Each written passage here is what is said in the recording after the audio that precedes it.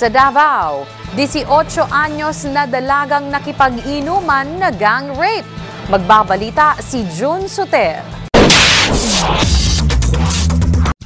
5 lalaki ang inireklamo sa aligasyong pinagtulungan nilang halayin ang isang 18 taong gulang na dalaga doon sa Carmen, Davao del Norte. Ayon sa report, mga kapitbahay lang ng biktima ang mga humalay sa kanya. Sa salaysay ng biktimang si alias Rose, nakitulog lang umano siya sa isa sa mga suspek habang nagiinuman ang mga suspek nang malasing. Pinainom din siya ng alak hanggang sa pumasok na siya sa kwarto para matulog. Ngunit isa sa mga suspek ang pumasok din. Doon na siya ginahasa ng suspek, ngunit matapos ang isa, sumuran daw ang isa hanggang pinagtulungan ang biktima ng 5 suspek. Walang nagawa ang dalaga matapos siyang sinuntok at tinakot na papatayin. Matapos nagreklamo ang biktima sa kapulisan ng Carmen PNP, kaagad namang naaresto ang 5 suspek na hindi mo na pinangalanan. Ng isa ay 23 anyos at ang 4, 21 anyos. Sa ngayon, hinihintay na lang ng kapulisan ang desisyon ng biktima kung magsasampa ba ito ng